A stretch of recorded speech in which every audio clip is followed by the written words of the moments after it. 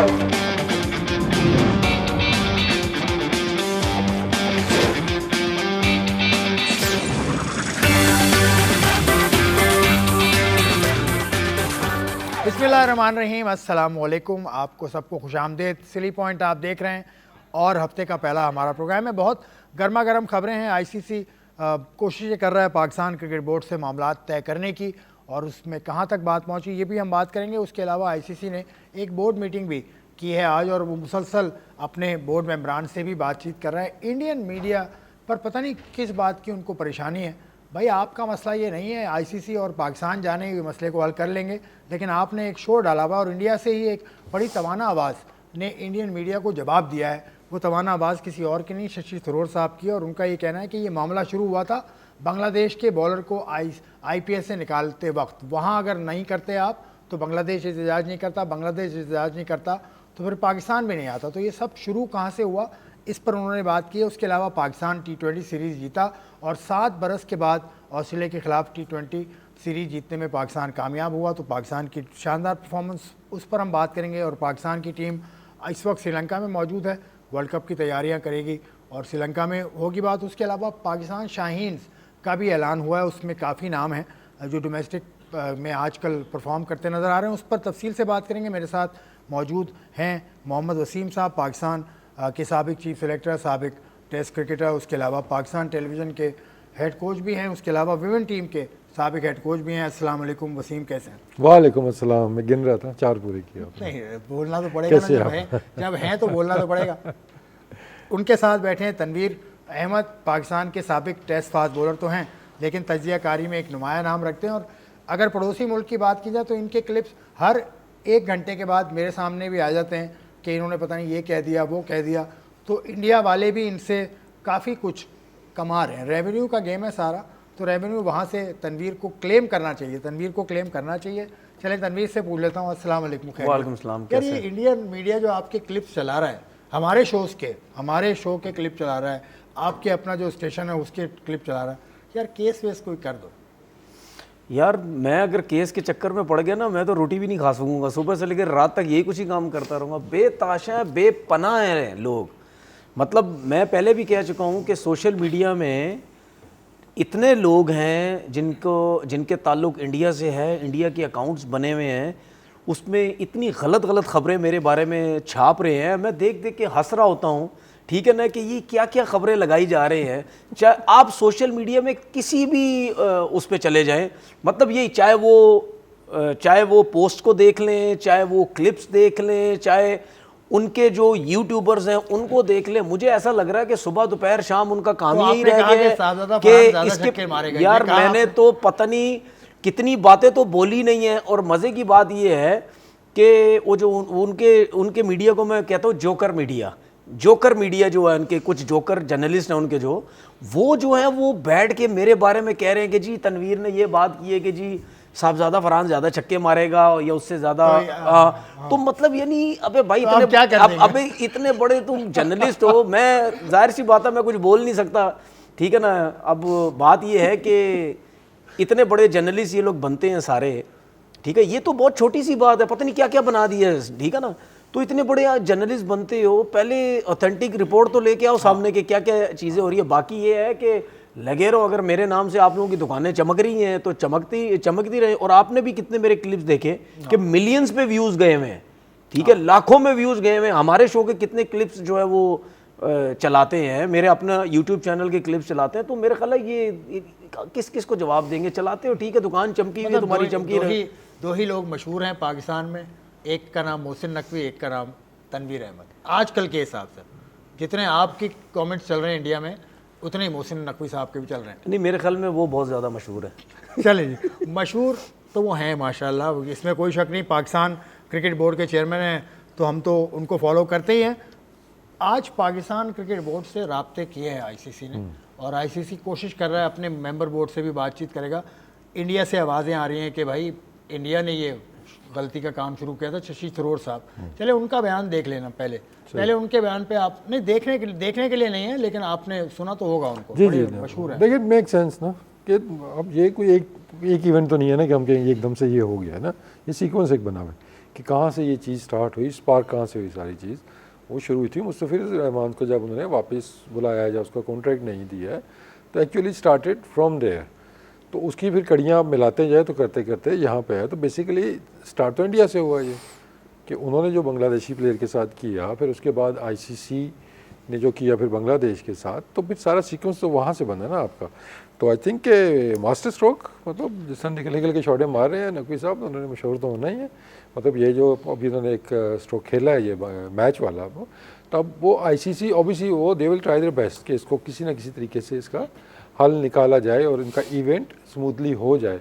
लेकिन अभी जो चीज़ें जिस तरह चल रही हैं, आई थिंक सबसे पहले तो उनको शुक्र करना चाहिए कि पाकिस्तान आ रहा है वहाँ पे, कंप्लीट बाइकआउट नहीं किया, अब जा रहे हैं। अब नेक्स्ट जो है उस पर आई थिंक स्टांस तो फर्म है और उसकी रीजन भी आपके सामने है चीज़ों की। तो एक चीज़ तो ये तय है कि वो होता है ना, थोड़ी सी बुनियादें तो हिलाई हैं ना हमने कि यार थोड़ा सा दुनिया में और चीज़ें भी हैं, सिर्फ एक मुल्क के इर्द गिर्द आपकी ग्लोबल क्रिकेट नहीं घूम रही, और मुल्क भी है यहाँ पे। तो आई होप कि आगे चल के ये 1 से 2 होंगे, 2 से 3 होंगे। और हम ये भी नहीं चाहते कि आई थिंक पाकिस्तान कभी भी नहीं चाहिए कि हम डोमिनेट करें ना। हम इक्वालिटी की बात करते हैं ना, स्पोर्ट्समैनशिप की हम बात करते हैं, इक्वालिटी की बात करते हैं कि इक्वल अपॉर्चुनिटीज़ सारी कंट्रीज़ को मिलनी चाहिए, और आईसीसी का रवैया सारे मुल्कों के साथ एक जैसा होना चाहिए। ये नहीं हो सकता कि एक के लिए और लॉ बना दिया आपने, वो लॉ मर्जी से अप्लाई करें, जहाँ नहीं करना है वहाँ पे आप कर देते हैं, जहाँ करना होता है वहाँ नहीं करते हैं। तो हमारा तो केस ही है ना कि इक्वालिटी लेके आएँ, सारे मुल्कों को जितने भी मेंबर्स हैं आप उनको इक्वली ट्रीट किया जाए। तो आई थिंक कि अब ये अच्छा एक स्ट्रोक खेला है, अब इसके रिजल्ट्स तो काफ़ी आने शुरू हो गए हैं ऑलरेडी। अब बात ख़त्म कहाँ पे होती है, लेट्स सी, आने वाला वक्त ये भी हमें बता देगा। बट आई थिंक कि इससे सबक हासिल करना चाहिए बिल्कुल मुल्कों को भी और बाकी मुल्कों को। तनवीर, आपको अंदाज़ा पहले से था, आपने आज जो मैंने क्लिप आपका देखा, हमने पहले भी उसकी रील काटी थी, उसमें आपको पहले से ही अंदाज़ा हो गया था मोहसिन नकवी साहब की शख्सियत को देख के आपको अंदाज़ा हुआ या ये हो गया मतलब यार इनफ इज़ इनफ, बांग्लादेश के साथ जो आपने किया हम इस फैसले को नहीं मानते? नहीं, देखिए, जब कोई इंसान जिस किस्म के फैसले ले रहा होता है ना, उससे कहीं ना कहीं अंदाजे हो जाते हैं। और स्पेशली मोहसिन नकवी साहब ने जिस तरीके से इंडिया के मामलात में जो फैसले लिए, और ये हमने ये इंडिया भी मानता है कि ये पहला क्रिकेट बोर्ड का चेयरमैन आया है जो इतना धड़ल्ले से और सीधा स्टेट वे बात कर रहा है कि भाई ये नहीं तो ये नहीं, ऐसे होगा तो ऐसे नहीं होगा, ठीक है ना। तो उससे अंदाज़ा होता है, और मेरे ख्याल में इनको उसी टाइम ही समझ जाना चाहिए था। आपको याद है कि जब हम हाइब्रिड की बात कर रहे थे तो हमने उस टाइम भी बात बोली थी कि इस चेयरमैन को आप हल्का ना लें, ठीक है। आगे चल के भी अगर इस किस्म के मामलात हुए तो ये मोहसिन नकवी जो है, या आपको ठीक ठाक किस्म की ये तबीयत खुश करेंगे, जो कि अब वो नज़र भी आ रहा है। और उनके मीडिया ने बोला भी यार ये जो बहुत स्ट्रॉन्ग हो गया। देखिए, मुस्तफिजुर रहमान के इश्यूज से पहले ना ये एशिया कप से ये मामलात स्टार्ट हो चुके थे कि एशिया कप में जिस तरीके से आपने किया, ठीक है, मैच रेफरी ने जो हरकतें की, फिर सूर्या कुमार यादव ने जो प्रेस कॉन्फ्रेंस में बातें की, फिर आपने हाथ नहीं मिलाए, ये सब चीज़ें उस टाइम से स्टार्ट हो गई। फिर उसके बाद सबसे ज़्यादा आपने डिसरिस्पेक्ट की क्रिकेट बोर्ड के चेयरमैन की। जब कप लेने की बारी है, आप पूरी टीम वो साइड पे कोने पे गुच्छा बना के बैठी हुई है, मतलब स्टेज के ऊपर चेयरमैन बैठे हुए, एसी उस टाइम पाकिस्तान क्रिकेट बोर्ड का चेयरमैन नहीं, उस टाइम एसीसी का चेयरमैन वहां खड़े हुए हैं, प्लस पाकिस्तान क्रिकेट बोर्ड का चेयरमैन। आप कह रहे हैं जी हमने इनसे लेने नहीं है, तो आपको आइडिया हो जाना चाहिए था कि यार आप हम किस बंदे को जो है वो कर रहे हैं। और जो कि पाकिस्तान में भी हमने मोहसिन नकवी साहब के बारे में ये चीज़ें सुनी है कि अगर वो कोई स्टैंड लेते हैं तो फिर उनको आगे पीछे करना ज़रा मुश्किल हो जाता है, वो स्ट्रॉन्ग जाते हैं। तो फिर ये सारी चीज़ें वहाँ से स्टार्ट हुई है।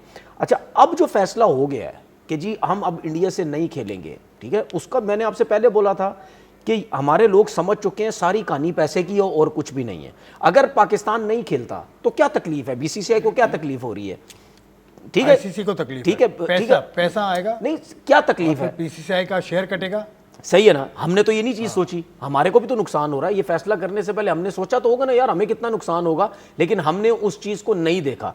एक बात मैंने बीसीसीआई से ये करनी है कि यार अगर आप पैसों की बात करते हैं, ठीक है ना, तो क्यों नहीं बायलैटरल सीरीज खेलते? अगर आप लोग पैसों के इतने भूखे तो बायलैटरल सीरीज खेलो ना। आपको इतना तो पता ना कि जब भी इवेंट आता है दुनिया सारी इंगेज कर देते हैं। ये मैं आपको एक चीज़ बताऊं, कोई भी सिनेरियो बन जाए, मैं स्टेट अवे एक चीज़ बोलता हूं, ये सारा प्री प्लान करने की कोशिश होती है, ठीक है। बीसीसीआई की तरफ से कोई ना कोई ऐसा माहौल बनाया जाए कि आईसीसी का इवेंट उठे और पैसा बढ़े, स्पॉन्सर्स आए। क्योंकि देखें, अगर मिसाल के तौर पर आज 20 स्पॉन्सर हैं, ठीक है, तो जब ये इवेंट से पहले हाइप बनेगी 20 की जगह 25 हो जाएंगे, 25 की जगह 30 हो जाएंगे, आपके स्पॉन्सर भी आते हैं, ऐसा नहीं है, ठीक है ना। तो ये एक माहौल बनाया जाता है। दूसरा, ये बायलैटरल सीरीज इस वजह से नहीं खेलते क्योंकि जब आप बायलैटरल सीरीज खेलोगे उसमें पैसा तो आएगा, लेकिन जब आप बायलैटरल सीरीज खेलने लग जाएंगे उस टाइम माहौल हो जाएगा ठंडा, तो फिर आईसीसी को हाइप कौन देगा, ठीक है। इस पूरे इवेंट के अंदर इंडिया पाकिस्तान की वजह से ही हाइप बनती है, लेकिन जो क्रिकेट बोर्ड ने फैसला किया, मैं सुन रहा हूं आगे पीछे कुछ लोग कह रहे हैं कि यार ये हो सकता है 15 को मैच खेल लें, या अगर पाकिस्तान की टीम आगे पहुंच गई, फाइनल पहुंच गई या आगे प्लेऑफ्स में जाती है, जो भी है, तो क्या इंडिया से खेलेगा। मेरे हिसाब से जो क्रिकेट बोर्ड के चेयरमैन ने फैसला ले लिया है उसी पे ही जाना चाहिए, आगे की आगे देखें क्या आगे की आगे देखेंगे। तो हम भी आगे देखते हैं। अब्दुल गफ़ार साहब हमारे साथ ज्वाइन इन कर चुके हैं। अब्दुल गफ़ार साहब जाने माने जर्नलिस्ट हैं और पाकिस्तान टेलीविज़न स्पोर्ट्स का अब हिस्सा हैं। अस्सलाम वालेकुम गफ़ार, कैसे हैं? जी वालेकुम अस्सलाम, थैंक यू सो मच। अच्छा जी, आप इस सिचुएशन को कैसे देख रहे हैं? आईसीसी पाकिस्तान क्रिकेट बोर्ड से राब्ते कर रहा है, तो आपको क्या लगता है ये सूरत हाल किसी जानिब चली जाएगी? ये ऊँट किस करवट बैठेगा आपके तज्जिए के एतबार से? देखिए, जो कल हुआ वो हमारे आईसीसी का 3 घंटे के अंदर इतवार को जो है वो प्रेस रिलीज भी आया और उसके अंदर तमाम तरह की बातें हम कवर करने की कोशिश की, जाने रिक्वेस्ट भी कर रहे हैं और कुछ आगे के हवाले से काम भी करने की कोशिश कर रहे हैं, लेकिन ओवरऑल रिस्पॉन्स दिया गया कि काफी फर्क पड़ा है इस पीसीबी के अनाउंसमेंट से। ये आसिफ की पूरा दिन बहुत खबरें चलती रही कि कुछ बाकायदा मीटिंग हुई है, कुछ ऐसी चीज हुई है, कॉन्टैक्ट जरूर हुए हैं और कोशिश की जा रही है फैक्ट और डिप्लोमेसी से इसमें दूसरे क्रिकेट बोर्ड को इन्वॉल्व किया जा रहा है, क्योंकि एक चीज तो बड़ी वाज़ेह है कि पाकिस्तान जो है वो मतलब with all due respect to Bangladesh, Pakistan Bangladesh नहीं है हमारा। हम मतलब एक वर्ल्ड कप विनर टीम है, हमारा इंडिया से जो मैच है उसकी जो वैल्यू है वो बताने की जरूरत नहीं है, कितना उसका नुकसान होता है, कितना फायदा, ये सब कुछ है।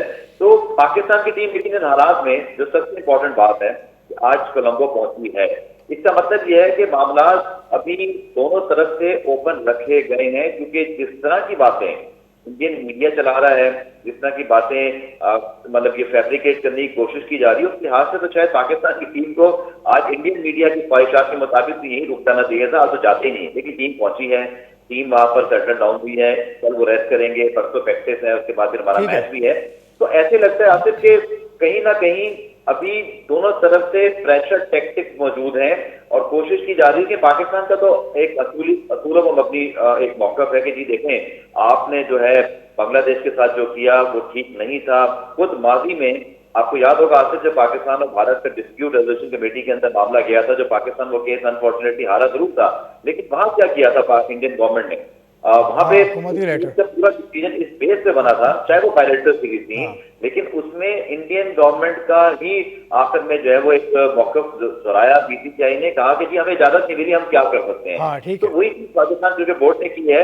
याद रखिएगा कि अब तक ऑफिशियली क्रिकेट बोर्ड ने आईसीसी को नहीं बताया, इसीलिए आईसीसी ने जो बात की है वो सिर्फ गवर्नमेंट ऑफ पाकिस्तान के रिएक्शन पे की है। इस स्टोरी में आपसे कोई बहुत ट्विस्ट आएंगे, ठीक है, बहुत कुछ होगा, इसमें काफी कुछ है जो ठीक है। आगे चल के हम इन सब चीज़ों पे बात भी करते रहेंगे। वो जो आपने डिस्प्यूट रेजोल्यूशन कमेटी की बात की, वो इंडिया का मौक़िफ़ ये था कि एमओयू है दोनों क्रिकेट बोर्ड के साथ, एमओयू है, it was not an agreement. तो उस वक्त की बात है, बहुत पुरानी बात हो गई, 2014 की बात है। चलें अब थोड़ा सा आगे बढ़ें। तो इंडियन क्रिकेट बोर्ड क्यों खामोश है? उनके ऑफिशियल हैं जो वाइस प्रेसिडेंट हैं उनके, राजीव शुक्ला, उन्होंने कहा कि ये मामला तो आईसीसी और पीसीबी का है, तो हम कुछ नहीं बोलेंगे। तो आप कुछ नहीं बोले तो आपने मीडिया को तो अपने पीछे लगा दिया। वो वही टैक्टिक्स से आप कह लें ना। अब देखिए आईसीसी को भी बेसिकली इन्फ्लुएंस तो आप देख सकते हैं ना कि वहाँ पे ऑब्वियसली उनका है, ऑलरेडी है, और दूसरा उनका होस्ट कंट्री भी वही है, तो वो तो कोशिश यही करेंगे कि आईसीसी ने क्या किया? आईसीसी ने तो सबको बिठा दिया बोर्ड को। अब उसमें से 2 लोगों ने पाकिस्तान का साथ दिया, बांग्लादेश का साथ दिया, बाकी सारे अगेंस्ट से। तो सिर्फ इंडिया तो नहीं, सारे क्रिकेट बोर्ड्स को इल्ज़ाम देना। देखिए उसमें आईसीसी को अब वो डिसीजन तो उन्होंने लेना नहीं खुद, या तो ना कि उन्होंने अपने से वो डिसीजन लेना हो किस तरह का। अब वो कोशिश ये होगी कि प्रेशर इस तरह का बिल्ट हो जाए कि वो कुछ सैंक्शंस लेके आ जाएं या कोई इस तरह का चीज़ वो करें। मेरा नहीं ख्याल है कि वो इस पोजीशन में है कि वो इस तरह वो कर सकते हैं, क्योंकि सारे क्रिकेट बोर्ड का ऑन बोर्ड होना ज़रूरी है।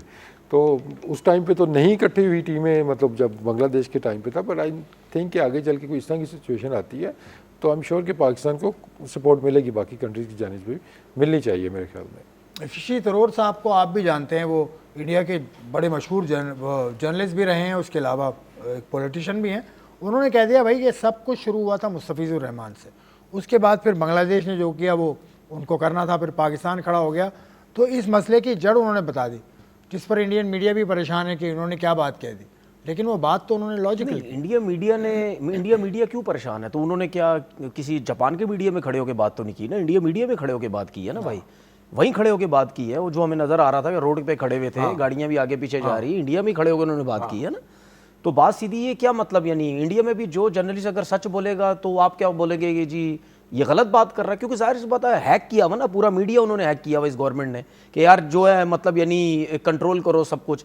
कोई भी बंदा चाहे क्रिकेट के मामलात हो चाहे पॉलिटिक्स के हों, पाकिस्तान की तारीफ कोई नहीं करेगा, उनकी साइड कोई नहीं लेगा। तो अब मेरे हिसाब से तो इनके लिए प्रॉब्लम ना हो जाए कहीं, इन्होंने अगर ये बोला कि जी मुस्तफ़िज़ुर रहमान को, जो कि हमने सुना भी कि जी उसकी वजह से सब कुछ हुआ है, इनकी इंडिया की गवर्नमेंट और बीसीसीआई की वजह से सब कुछ हुआ है, तो देख लेना उनके पीछे भी लोग पड़ जाएंगे, हम तुम्हारे घर को जला देंगे, हम तुम्हारे पीछे पड़ जाएंगे।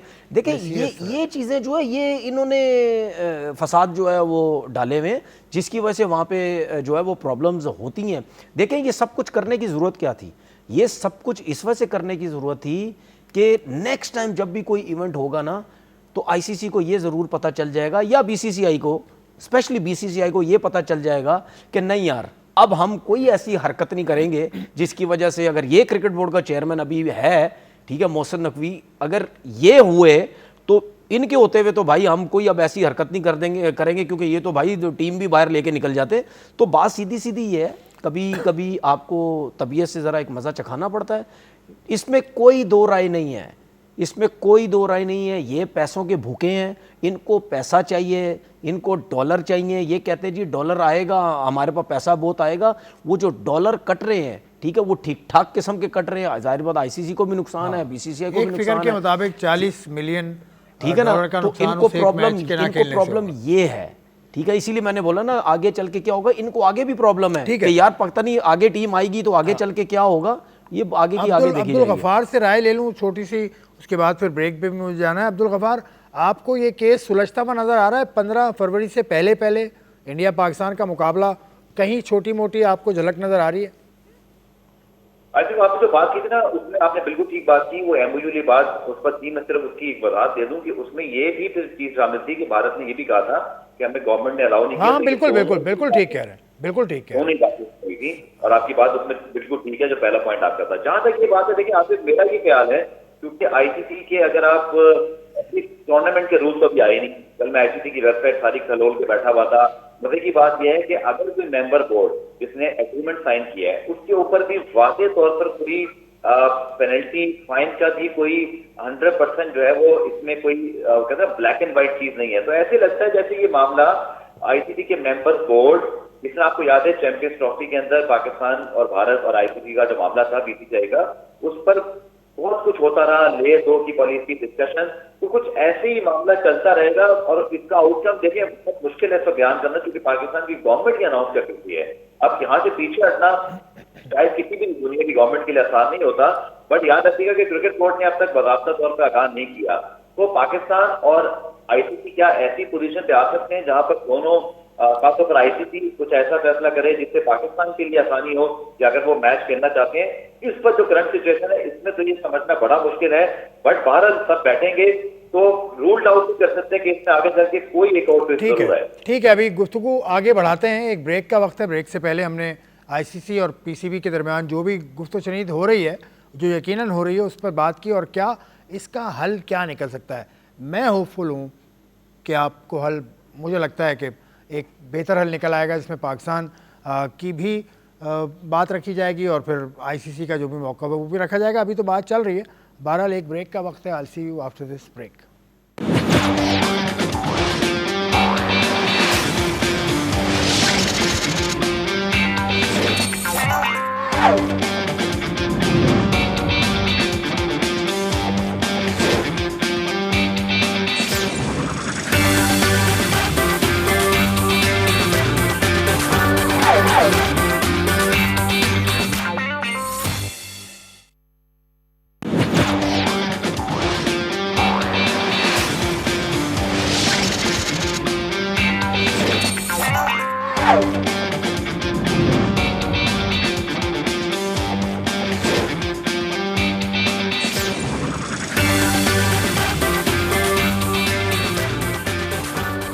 पॉइंट में एक मरतबा फिर खुशामदेद। आईसीसी पीसीबी का जो मसला है वो हमने उस पर बात की, उस पर हम कल भी बात करेंगे। और अब बात करते हैं पाकिस्तान ऑस्ट्रेलिया सीरीज़। 7 बरस के बाद पाकिस्तान ने ऑस्ट्रेलिया के खिलाफ सीरीज़ जीती, 3-0 जीती। बहुत शानदार पाकिस्तान की टीम की परफॉर्मेंस रही, बहुत अच्छा खेले हर शोबे में। वसीम, आपने भी देखा हर शोबे में पाकिस्तान ने डोमिनेट किया ऑस्ट्रेलिया को, कि ऑस्ट्रेलिया की मतलब टॉप साइड थी। देखिए, मेरा नहीं ख्याल कि पाकिस्तान ने इससे पहले ऑस्ट्रेलिया के अगेंस्ट कभी इतनी अच्छी क्रिकेट खेली हो। बायलैटरल सीरीज़ के अंदर अगर हम देखते हैं 3 मैचों में, और तीनों के अंदर, ये नहीं कि कोई पैचेस में हमने खेला, थ्रू आउट हमने तीनों शोबों में आउट क्लास किया हमने। इवन फील्डिंग के अंदर भी हमारी परफॉर्मेंस उनसे बेहतर रही है। तो आई थिंक कि अच्छी एक, जो हम अक्सर बात कर रहे थे कि वर्ल्ड कप से पहले एक बड़ी टीम से आप खेल रहे हैं, तो उनके अगेंस्ट जो आपकी परफॉर्मेंस है वो आपको बहुत ज़्यादा कॉन्फिडेंस दे सकती है। और एग्जैक्टली ऐसा ही हुआ है कि जो कॉन्फिडेंस लेके हमारी टीम अब जाएगी। अब 1-2 चीज़ें अभी भी हैं जो फिक्स होने वाली हैं, अदरवाइज देखते हैं तो ओवरऑल कंप्लीट बता दें। अभी उसमें देखें, एक तो आपके थोड़ा सा बैटिंग ऑर्डर का आई एम श्योर कि उस पर थोड़ा सा दोबारा सोचना होगा इनको। दूसरा, कॉम्बिनेशन क्या होगा, आप 2 फास्ट बॉलर से जाएंगे या 3 के साथ ही जाएंगे वहाँ पे, क्योंकि अभी तो ये पिचेस जिस तरह की थी यहाँ पे, ये थोड़ी सी स्लोअर साइड पे थी। मेरा नहीं ख्याल है कि श्रीलंका में इतनी स्लोअर साइड पे होंगी पिचेस। टर्न होता है लेकिन थोड़ा सा बॉल आता है बैट के ऊपर, तो वहाँ पे शायद स्पिन इतनी ज़्यादा डोमिनेट ना करे जितनी ये यहाँ पे किया है। लेकिन अगर हम देखते हैं तो स्पिन में हमने सारे शोबे कवर किए हुए हैं। और अच्छी बात ये कि तकरीबन सारे लड़के फॉर्म में आते हुए आपको नज़र आ रही हैं, चाहे वो बॉलिंग में है चाहे वो बैटिंग में है। और जिस तरीके से आगा लीड कर रहा है, फ्रंट से लीड कर रहा है, आई थिंक सबसे अच्छा साइन वो है कि जब कैप्टन एक टोन सेट कर रहा है आपके मैच की, तो बाकी भी फिर उसको फॉलो कर रहे हैं। तो आई थिंक कि ब्रिलियंट परफॉर्मेंस हमारी रही है, और इसकी बहुत ज़रूरत थी वर्ल्ड कप में जाने से पहले, कि एक अच्छी टीम को जब आप हरा के जाते हैं तो आपको डिफरेंट ही आपके साथ एक कॉन्फिडेंस जाता है। तो आई एम श्योर कि आगे चल के बहुत हेल्प करेगा वर्ल्ड कप के अंदर। जैसे तनवीर, आगा की इन्होंने बात की, आगा 3 नंबर पर खेल रहा है, तो 3 नंबर पर खेल रहा है इसलिए परफॉर्म कर रहा है या वो परफॉर्मर ही अच्छा है? क्योंकि T20 का प्लेयर बहुत सारे लोग उसको नहीं मानते। देखिए कुछ बातें जो है ना, वो शायद मेरी बातों को लोग ज़रा नेगेटिव ले जाते हैं, या वो समझते हैं कि यार ये लगता है प्लेयर्स के अगेंस्ट जाता है। देखिए, पाकिस्तान की हिस्ट्री में तो ये तो आपको पता है ना कि जो भी कैप्टन बनता है वो कहीं ना कहीं अपनी कप्तानी का बेनिफिट लेता है। चाहे कोई भी कप्तान गुजर चुका हमारा, इससे पहले के सलमान के, इससे पहले के जो भी कैप्टन थे, उससे पहले के, वो कोई ना कोई अपनी बेनिफिट लेते हैं। ये हमने ज़रूर सोचना है कि सलमान जब नीचे के नंबर पे बैटिंग कर रहा था तो वो उसका स्ट्राइक रेट 104, 5, 6 इस पे चल रहा था, ठीक है ना। तो सब ने बातें करना शुरू की, हमने भी ये बातें शुरू की कि नहीं यार, अगर आप कप्तान हैं और आप T20 के स्पेशलिस्ट नहीं हैं तो या तो आपकी टीम में जगह नहीं बनती, या आप कप्तान बने हुए, ये गलत बने हुए, ठीक है।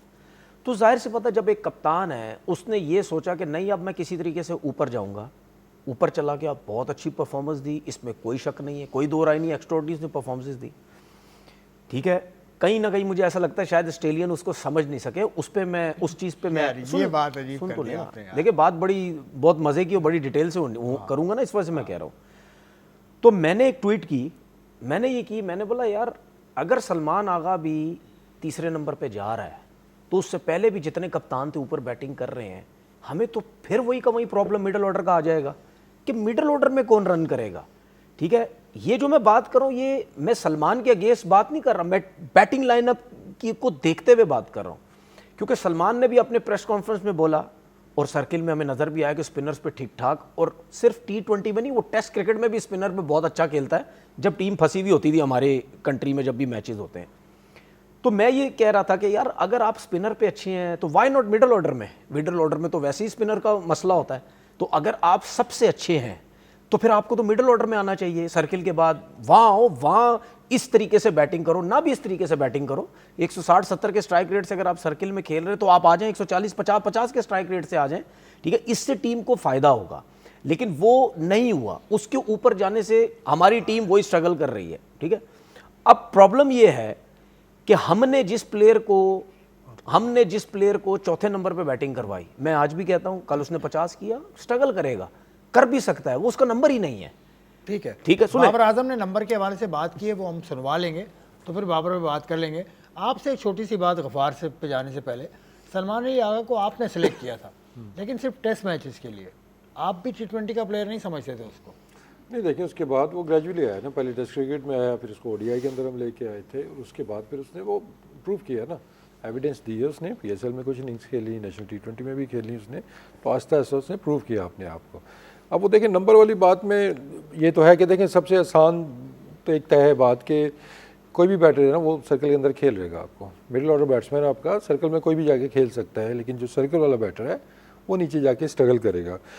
अब इसमें जो डिफरेंट चीज़ है कि जो आगा ने कर दिया है सर्कल के अंदर या नंबर 3 के ऊपर जाके, वो आपके अभी तक साइम ने नहीं किया, वो आपके फ़खर नहीं कर सका, आपका रिजवान बाबर जो कि इस पर 100 मैच खेले हुए हैं, तो इसने तो 3-4 इनिंग्स में वो काम कर दिया है कि जो हम उससे एक्सपेक्ट कर रहे थे कि वो जाके टॉप ऑफ द ऑर्डर करें, एक्सप्लोसिव स्टार्ट हमें दें।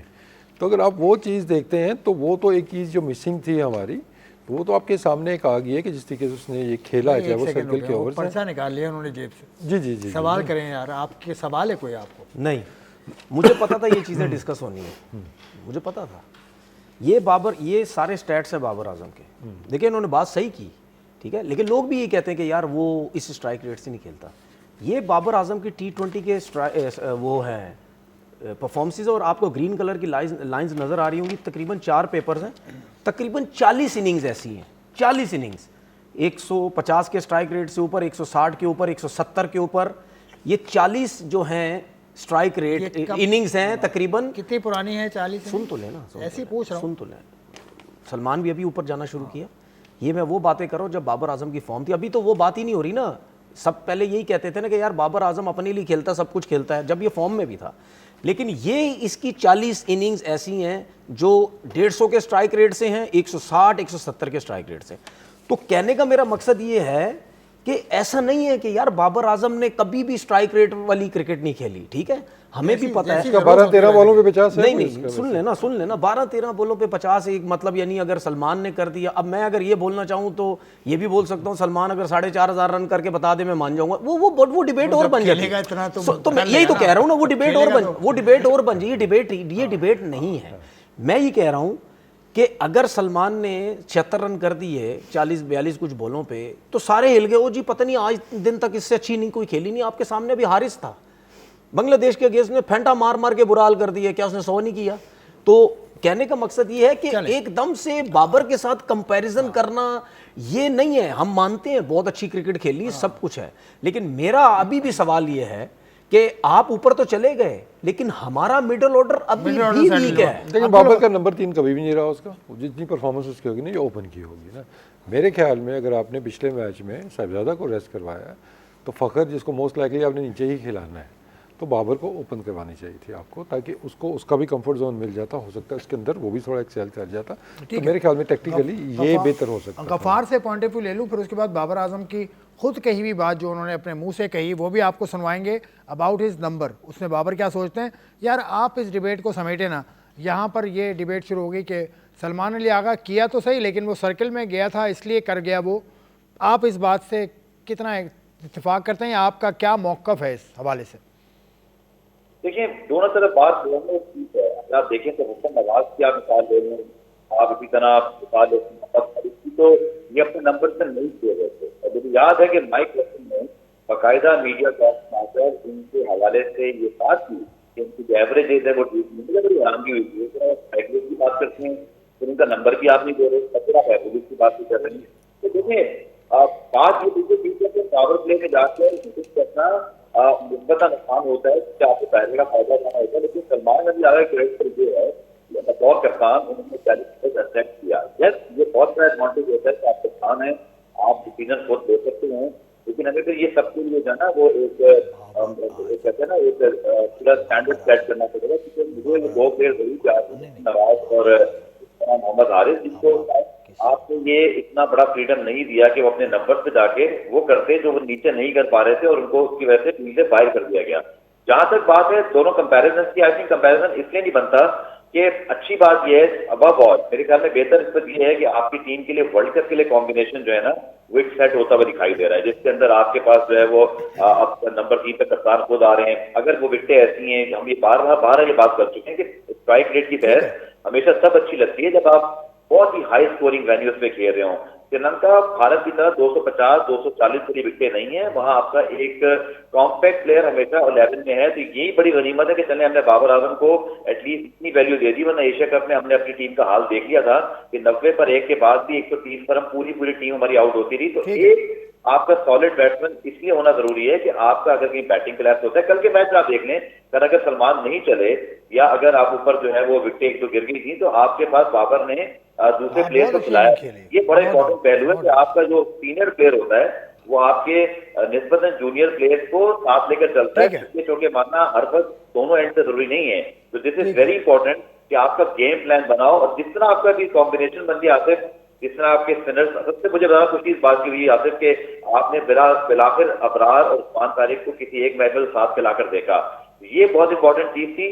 तो सारे एंगल्स में आसिफ कवर होते हैं, लेकिन क्योंकि वर्ल्ड कप करीब है, आपकी टीम जीत कर जा रही है, तो आई थिंक इसी कॉम्बिनेशन के साथ अब हम वर्ल्ड कप में अपना लिटमस टेस्ट देखेंगे और वहां दूध का दूध पानी का। ठीक है, तनवीर कुछ कहना चाह रहे हैं, उनकी बात सुन लें फिर आगे। मैं ये कहना चाह रहा हूँ, प्लीज फखर जमान को मतलब ऊपर नीचे ना करो यार, उसको एक नंबर दो। वो तो कहता है टीम के लिए आपने 5 नहीं, मैं ये चीज खुद कहा, देखिए खुद बोला है, मुझे पता, मैं इस चीज को नहीं मानता। अगर आप आज फखर जमान को ये बोले हम 10वें नंबर पे खेलेंगे तो ये बोल देगा हाँ जी मैं टीम के लिए सोचता हूँ। नहीं यार, ऐसा नहीं होता। आपने जो सारी जिंदगी जिस नंबर पे क्रिकेट खेली होती है आप वो करें। मैं हमेशा एक चीज बोलता हूँ, हमेशा से नीचे से ऊपर बैट्समैन जाता है, ऊपर से नीचे नहीं आता। जो टेलेंडर भी होता है, जो छक्के वक्के ही मारता है ना, उसको भी हमेशा ऊपर यूटिलाइज किया जाता है, ऊपर से नीचे कोई नहीं आता। नीचे करने का मतलब यही है कि यार आपकी ये लिस्ट में नहीं है, या आप समझते हैं कि नहीं यार ये सब कुछ है, ठीक है ना। तो बात ये, एक चीज मैंने ये बोलनी थी, देखिए अब यहां पे तो हमें फायदा हो गया कि स्पिनर्स उन्होंने लगाए, ठीक है। मुझे ऐसा लगता है शायद थोड़ा सा मिस जज करके वो ये समझ रहे थे कि स्पिनर हमारे भी अच्छे हैं, हम इनको आउट कर देंगे। शायद अगर फास्ट बॉलर्स पे कहीं सर्किल में वो बॉल करवाते तो हमारे बैट्समैन शायद इस तरह ना खेल पाते। लेकिन अब हमारे बैट्समैनों को ये सोचना कि यार श्रीलंका में अगर फास्ट बॉलर्स लगेंगे तो क्या हम ऐसी बैटिंग कर पाएंगे। अगर होता है तो फिर पता क्या होगा, अगर सलमान उधर भी अच्छा खेल गया, ठीक है, तो होगा क्या, नीचे आए फिर रन रेट स्लो हो गया ना, तो बोलेंगे यार ये तो नीचे के नंबर पे। तो मेरा सिर्फ कहने का मकसद ये कि फिर ऐसे प्लेयर नीचे आप रखें ना कि यार जो फिर आपका स्ट्राइक रेट भी लेके चलें, या तो फिर आप फिर बाबर पे या फखर जमान पे फिर आप उंगली कोई ना उठाए कि नहीं यार इन्होंने स्लो कर दिया, अपने लिए खेले। मुझे तो हैरानगी हो रही थी यार, कल भी बाबर ने रन्स किए, मुश्किल विकेट थी उस पे भी यार, मतलब बाबर के हमारे जान पहचान के लोग, आपके जान पहचान के लोग बैठ के ही कह रहे हैं जी आखिरी 20-15 रन भी उसने अपने लिए खेले, 10 रन किए, 10 बॉलों पे एक चौका नहीं मारा। मतलब यार बस कर दो यार, बस 10 ओवर बस कर दो यार, 10 ओवर बस चले बस यार। बाबर आजम ने कल मैच के बाद भी बात की है, बाबर से ये पूछा था जैनब अब्बास ने कि आपका नंबर चेंज किया गया तो are you comfortable with that number और समथिंग लाइक दैट। तो बाबर ने जवाब क्या दिया वो सुनिए, फिर प्रोग्राम को आगे बढ़ाएंगे। आप सुनिए बाबर ने क्या कहा। जो खेला है वो बहुत आउटस्टैंडिंग खेला है। असरदा कंडीशन जो हम बात करते हैं हमेशा, और जो प्लान होता है कि कंडीशन को जितना जल्दी आप ऑब्जर्व करोगे उस हिसाब से फिर आप गेम प्लान करते हैं। देखें ये नंबर पे आपको थोड़ा सा आके जो है वो गेम को चलाना पड़ता है, और थोड़ा सा आपको पॉजिटिव खेलना पड़ता है सिचुएशन के हिसाब से। उस तरह उस दौरान आपको क्या रिक्वायर्ड है, पार्टनरशिप क्या रिक्वायर्ड है, तो उस हिसाब से फिर जो प्लान था हमारा वही उसको लेके चला हूँ। देखें नंबर मैटर इतना नहीं करता मेरे ख्याल से, टीम का जो प्लान होता है वो ज़्यादा मैटर करता है। बिल्कुल दिखा, जिस तरह हमारे ये जो 3 मैच थे वो काफ़ी क्रूशल और हमारे वर्ल्ड कप की प्रिपरेशन के लिए काफ़ी इंपॉर्टेंट थे, और जिस तरह पूरी टीम जो है वो तीनों शोबों में अच्छी परफॉर्मेंस कर रही है और अच्छी एग्जीक्यूट, मेन चीज़ है एग्जीक्यूट करना प्लान को, परफॉर्म ना होना वो एक डिफरेंट चीज़ है। जो एज ए टीम आप जो प्लान एग्जीक्यूट करते हैं बैटिंग बॉलिंग और स्पेशली जो फील्डिंग में, मेरे ख्याल से हम उसको डे बाय डे इम्प्रूव करने की कोशिश कर रहे हैं, और इस हिसाब से हम उसी चीज़ को लेकर हम वर्ल्ड कप में जाएंगे। बाबर आजम में मुझे नहीं पता कि आपने क्या चीज़ नोट की, लेकिन एक चीज़ मैंने नोट की कि क्लैरिटी आई है उनकी एक्सप्रेशन में। ऑस्ट्रेलिया में उनका दौरा जो भी रहा, बिग बैश में उनकी परफॉर्मेंस कैसी भी रही, लेकिन वो क्लियर हैं एक चीज़ में और अपने आप को एक्सप्रेस करने का मुझे बहुत अच्छा लगा। बाबर आजम का जो अंदाज़ है, बाबर से हम यही तवक्को कर रहे थे कि जो हो बात वो क्लैरिटी के साथ बता दें। अब इनके दिल में क्या बात है, तनवीर के और वसीम के और गफ़ार के, इस बाबर के कहने के मुताबिक कि 4 नंबर पर खेलने में कंफर्टेबल हैं वो। तनवीर से राय जानूंगा, वसीम से और गफ़ार से इस ब्रेक के बाद।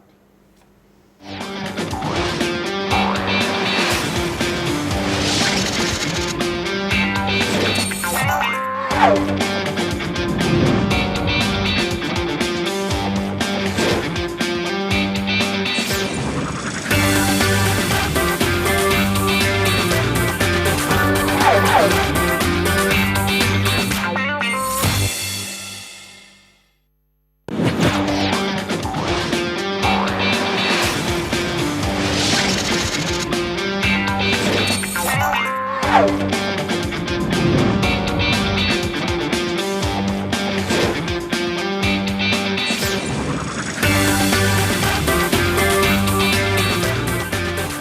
बैक तनवीर साहब, आप पे डायरेक्ट आता हूँ। बाबर आजम ने तो खुद कह दिया कि भाई उसे कोई प्रॉब्लम नहीं है, चौथे नंबर पे खेल रहा है, वो सही खेल रहा है, वो ठीक। मैंने जैसे कहा क्लैरिटी बहुत है। देखिए क्लैरिटी इस वजह से वो नज़र आ रही है ना, क्योंकि क्लैरिटी दे दी गई है कि भाई आप आए हैं, अगर हमने आपको वर्ल्ड कप के लिए सिलेक्ट किया तो आपके पास ये चौथा नंबर, आप इसी चौथे नंबर पे खेलेंगे। लेकिन मैं अभी भी ये समझता हूँ कि वो प्रेशर में खेलेगा, रन्स कभी हो भी सकते हैं कभी नहीं हो सकते। अब ये बाबर आजम के ऊपर है कि वो उसने जिस तरह कल 50 रन की इनिंग खेली और वर्ल्ड कप में किस तरीके से खेलता है। अब ये कोचिंग स्टाफ को भी कहीं ना कहीं और हमारे लोगों को भी कहीं ना कहीं इस चीज़ को थोड़ा बर्दाश्त करना पड़ेगा, ठीक है, हार्ट बीट को थोड़ा सा कंट्रोल करके चलना पड़ेगा कि अगर शुरू से आउट हो जाते हैं वर्ल्ड कप में तो इसको ये टास्क दिया गया है कि भाई आपने जाना है, आपने मारना मुरना नहीं है खुला डुल्ला, आपने तो ये मेहरबानी किसी और पे भी कर दिया करें ना। नहीं मेहरबानी सिर्फ बाबर पे क्यों? अब ये देखे नहीं देखे बात सुने, किसी और को नहीं छोड़ नहीं, मेहरबानी सब पे है, सब पे मेहरबानी हो रही है, सबको मौके मिल रहे हैं, सबको टास्क दिया हुआ है। आपका कप्तान प्रेस कॉन्फ्रेंस में बैठ के कह रहा है कि मैं ही अब तीसरे नंबर पे जाऊंगा या जो ओपन जाएगा उसके अलावा किसी का कोई नंबर नहीं है, सिचुएशन के हिसाब से जिसको भेजा जाएगा। उसने क्लियर बोला कि लाजमी नहीं बाबर चौथे पे जाएगा, लाजमी नहीं है मैं तीसरे पे जाऊंगा, लाजमी नहीं है कोई फलाने नंबर पे जाएगा। तो उसने क्लियर एक चीज़ जो है वो बता दी है। लेकिन मैं अभी भी समझता हूँ कि बाबर के ऊपर जो प्रेशर है वो है, हो सकता है आगे चल के वर्ल्ड कप में इससे ना परफॉर्मेंस हो, नंबर जो है थोड़ा मुश्किल हो। सिर्फ बात करूंगा पहले आपसे, तो माइक हेसन की स्ट्रेटेजी आपको अब क्लियर नजर आ रही है going to the world cup, कि उसने बना लिया है प्लान, उसने बना लिया है कौन सा प्लेयर कहाँ खेलेगा, सूरत हाल सारी उसके कंट्रोल में है। देखिए टॉप एक चीज़ तो क्लियर है, टॉप 3 में आपको बाबर नजर नहीं आएगा। ठीक है, होना होता तो शायद लास्ट मैच के अंदर फखर या बाबर से फिर ओपन करवा लेते। टॉप 3 में आपको नज़र नहीं आ रहा। 4 पे भी मुझे उस सिचुएशन में नज़र आता है कि जहाँ पे थोड़ा कोलैप्स हो गया है, जल्दी विकेटें गिर गई हैं। अगर आपकी दूसरी विकेट गिरती है 10 ओवरों के बाद और हाई स्कोरिंग मैच चल रहा है या वहाँ पे बाउंड्रीज की ज़रूरत है, शायद बाबर को 4 पे भी ना भेजा जाए, बाकियों को प्रमोट किया जाए कि ये जाके तेज़ खेलेंगे जाके। तो आई थिंक बाबर को थोड़ा इंप्रूवमेंट तो करनी होगी। कल की इनिंग्स भी अगर देखते हैं, ठीक है उसने 50 रन किए हैं, उसके अपने लिए अच्छा है कि उसको ज़रा कॉन्फिडेंस से आया होगा, काफ़ी अर्से से उसने वो फिगर क्रॉस नहीं किया था। लेकिन जो थोड़ा सा जो उसकी अप्रोच थी, आप उस पर बात कर सकते हैं कि नहीं यार आखिरी ओवर चल रहे हैं और वहाँ पे भी आप मतलब वो इंटेंट भी शो नहीं किया ना आपने, आप सिंगल लेके दूसरे बैट्समैन को दे रहे हैं, तो वो थोड़ा सा इंप्रूवमेंट आपको करना होगा as a senior pro, as a best batter of the team. आप ये नहीं कि आप एक ऑलराउंडर को दे दें सिंगल करके आप हिटे मारें। वर्ल्ड कप में जाने से पहले आई थिंक उसको ट्राई आउट करनी चाहिए थी, यहाँ पे इतना मैटर नहीं करता। फिर मैं कहूँगा कि पर्सनल उसके लिए अपने कॉन्फिडेंस के लिए बहुत अच्छी इनिंग्स थी, लेकिन आगे जो उसका रोल नज़र आ रहा है जिसना शायद उसको खेलना पड़े, उसकी भी थोड़ी सी प्रैक्टिस कर लेता तो उसके लिए बेहतर होता। ये चीफ सिलेक्टर रहे, इनसे मेरा एक सवाल फ़खर जमान के उस पर, फ़खर जमान ने T20 इतनी क्रिकेट खेली, फ़खर जमान T20 का कप्तान के लिए कंसीडर क्यों नहीं किया गया कभी भी? उसकी कोई इतनी बुरी परफॉर्मेंस तो नहीं थी, क्या रीज़न क्या है? बाबर के होते हैं बाबर को उतारने की बात कर रहे हैं, ये पर्चे से बाहर का सवाल नहीं जब बाबर कप्तानी से भी हटाया गया उसको, उस टाइम भी वो कंसीडर नहीं किया कि उसकी रीजन क्या, वो कप्तानी नहीं कर सकता, क्या फिट भी था ना बीच में, तो टीम का हिस्सा जब वो प्रॉपर खेल भी रहा, थोड़ा सा उसकी अगर आप फॉर्म वगैरह भी ओवरऑल देखते हैं ना कि फखर का बेस्ट फॉर्मेट नहीं रहा है T20, उसने स्ट्रगल भी की है उसमें। बाबर जो फखर की अच्छी चीज़ है कि वो हमेशा बड़े इवेंट के अंदर जाके उसने अच्छा परफॉर्म किया है। बायलैटरल सीरीज़ के अंदर देखेंगे तो आपको इतनी परफॉर्मेंसेज आपको फखर की नज़र नहीं आती हैं, लेकिन होता है ना कि बड़े ओकेजन के अंदर, जैसे ऑस्ट्रेलिया का मैच था हमारा दुबई वाला जो वर्ल्ड कप था, उसके अंदर जैसे उसने बैटिंग की थी, हालांकि उस तरह की फॉर्म उसकी उस तरह नहीं चल रही थी कि उससे पहले थोड़ी सी वो स्ट्रगल कर रहा था, लेकिन वो बड़े ओकेजन पे जाके हमेशा उसने ठीक है, मैं इसका जवाब दे दूं, फखर ने अभी तक नीचे लेवल पे भी कप्तानी कहीं नहीं की। वो ना डोमेस्टिक की किसी टीम का कप्तान, ना अंडर 19 का कप्तान, जरा बाबर तो अंडर 19 का कप्तान था ना 2012 में, अंडर 19 जो पाकिस्तान खेला है। तो मुझे लगता है ये वजह होगी कि आपका कप्तान ग्रूम नहीं हुआ इतना ज़्यादा। चलो अब्दुल गफ़ार साहब आप बताइए यार, ये मामला बाबर आजम का समेटते हैं, आपने उसकी कमेंट भी देखा, उसने कहा कि भाई मैं तो खेलूँगा, लेकिन यहाँ पर हमारी राय बटी हुई है। तनवीर का कहना है कि बाबर के साथ थोड़ी सी अनजस्ट हो रहा है, उसको थोड़ा सा सही नंबर देना चाहिए। वसीम कहते हैं कि बाबर की इंटेंट भी वो नज़र नहीं आई। इंटेंट पे बात करें, बाबर इंटेंट नज़र आई थी कल के मुकाबले में आपको? मैंने बोला उसका चौथा नंबर उसको वहाँ परफॉर्म करना मैंने कहा ना आपके ख्याल में उसके साथ नाइंसाफ़ी कर रही है इंतजाम है, ये तो ठीक है। नहीं ये नहीं है, अब तो अब नहीं कह सकते ना, अब उसको जब चौथा नंबर एक दे दिया वो उसने उसी में ही करना जो भी करना। मतलब उसको बेहतर वो मैंने ये बोला था कि अगर वो कुछ नहीं करेगा तो फिर हाँ ठीक है, हार्ट बीट अपनी कंट्रोल में रखना। चलें जल्दी गफ्फार आपकी तरफ आता हूँ, वही सवाल। प्रॉब्लम वही आखिर तो 11 ओवर के सारे पैसे करें और हमारे पास मौका था, बहुत मिली, साउथ अफ्रीका भी आई, श्रीलंका भी आई, तो बहुत सीधे प्लान होने चाहिए, पाकिस्तान नंबर पास किया है, लेकिन problem Pakistan over the year कभी भी टॉप 3 टॉप 4 नहीं था। हमारा प्रॉब्लम ही मैच फिनिशर का था, सिवाय आसिफ ने जो 2 मैचेस वर्ल्ड कप में भी जितवाए, हमें इसकी ज्यादा मिसाल नहीं मिलती। कई प्लेयर हैं आए और गए, खुशदिल हैं, हैदर हैं, आसिफ हैं, इफ्तिखार हैं। तो मैं ये कहता हूँ कि बाबर को आपने जो नंबर दिया, अगेन वही वाली बात हो जाएगी सलमान अली आगा ने जो प्रेस कॉन्फ्रेंस में बोली थी, लेकिन बहरहाल क्योंकि वो बड़ा प्लेयर है, उसने अगर परफॉर्म किया, हम उसकी बात कर रहे हैं, लेकिन बाकी प्लेयर्स के ऊपर भी और क्लैरिटी होनी चाहिए, टीम मैनेजमेंट सवाल होना चाहिए कि आपका जो नंबर 5 नंबर 6 है ये अब तक क्लियर क्यों नहीं है। उस्मान खान और नाफे में से एक इनिंग पर हम फैसले कर रहे हैं कि जी एक अभी उन्होंने एक मैच खेला तो उनको ले आते हैं, इन्होंने अच्छा करते हैं, 2 विकेट कीपर पक्का, ठीक है, कोई क्लैरिटी नहीं है। हमारे यहाँ लोगों की यादाश्त बड़ी जो है ना कमजोर होती है, एक आध मैच पर रन नहीं होंगे तो सब कुछ दोबारा से वही डिस्कस होगा।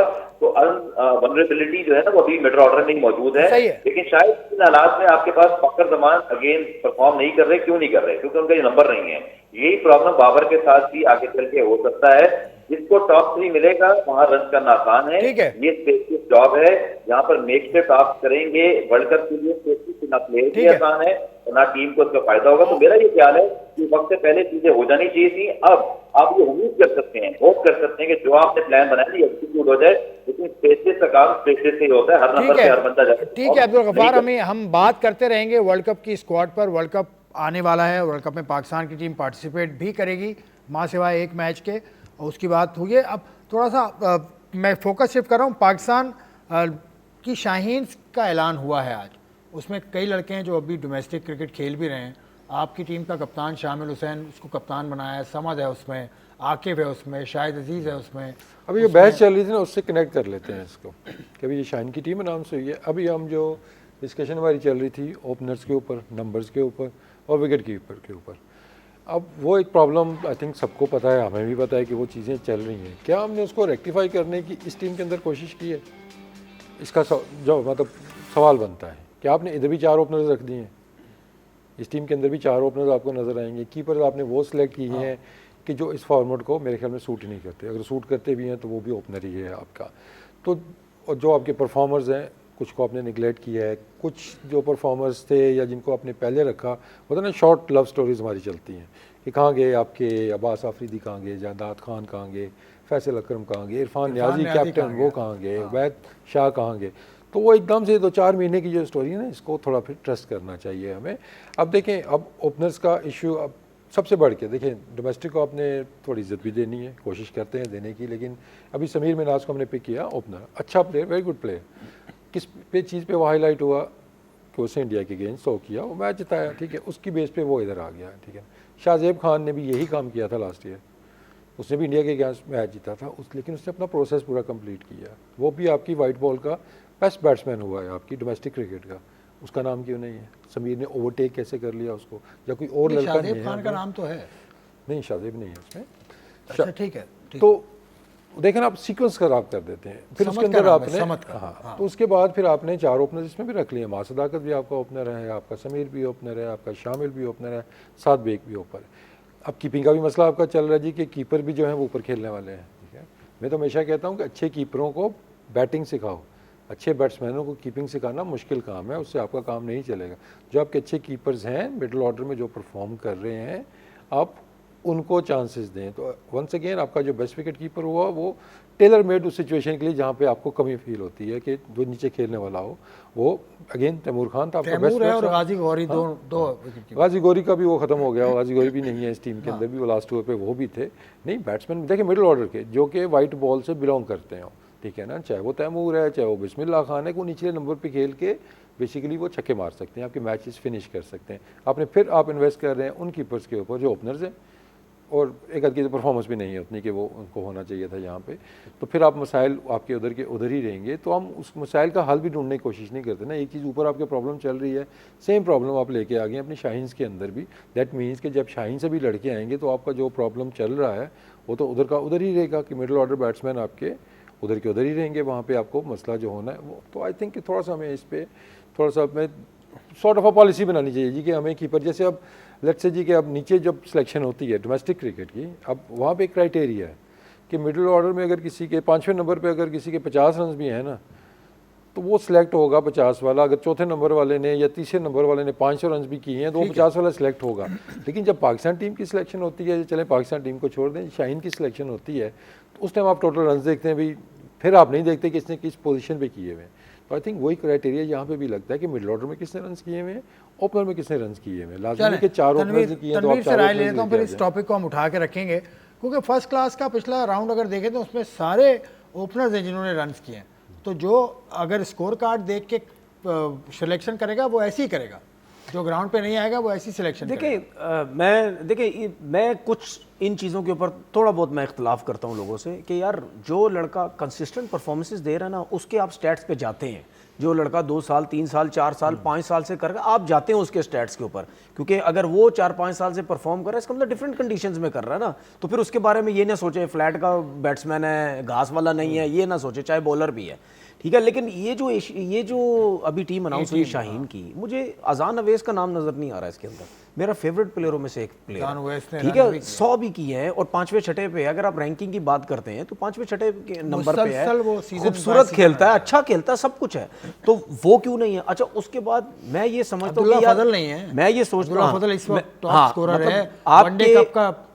आपके इस टाइम जो फर्स्ट क्लास क्रिकेट के अंदर जो ऊपर के 4-5 प्लेयर है, मेरे ख्याल में उसमें से एक का भी नाम नहीं है, ठीक है ना। तो फर्स्ट क्लास का लड़का अगर वनडे की टीम में आप डालना चाहो तो आप डाल सकते हो, कोई ऐसी नहीं, वो वनडे भी खेल सकते हैं। अच्छा दूसरी बात, मुझे एक चीज़ अब क्लियर नज़र आती है यार, बारियां बांटी हुई हैं, चाहे कोचिज़ की बारियां बांटी हुई हैं, चाहे प्लेयर्स की बारियां बांटी हुई हैं। मुझे लगता है ये बांटने का सिलसिला चलता रहता हर 2-4-6 महीने बाद। मेरा ट्रेनर भी नहीं है, मेरा सुन लेना, मेरा सिर्फ कहने का मकसद, आप सुन लें, मेरा सिर्फ कहने का मकसद ये है कि rising star Shaheen rising star का टूर्नामेंट कौन जीता था? इरफान न्याजी की कप्तानी में जीते थे। तो बस उसकी कप्तानी खत्म हो गई, सब कुछ भी नहीं है। दूसरा आखिरी जाते हुए एक चीज, एशिया कप की बात, अंडर 19 की बात करेंगे आज या कल करेंगे? वो कल कर लेंगे, कल हमारे पास टॉपिक बहुत ज़्यादा हैं, हम उनको कल के लिए उठा के रखते हैं। कल आपका बहुत अच्छा गुजरे, आज बहुत अच्छा गुजरे, कल अच्छा गुजरे, आपकी ज़िंदगी में कोई परेशानी ना आए। दोनों मेहमानों के लिए भी यही दुआ है और इनके लिए दोनों के लिए शुक्रिया मैं कहूँगा। वसीम का शुक्रिया, तनवीर का शुक्रिया, और अब्दुल गफ़ार ने वीडियो लिंक के ज़रिए हमें ज्वाइन किया था, उनका शुक्रिया। आपका देखने का शुक्रिया। अपने कमेंट से हमें बताइएगा कि how do you like the programme. हमें इजाज़त दीजिए, खुदा हाफ़िज़।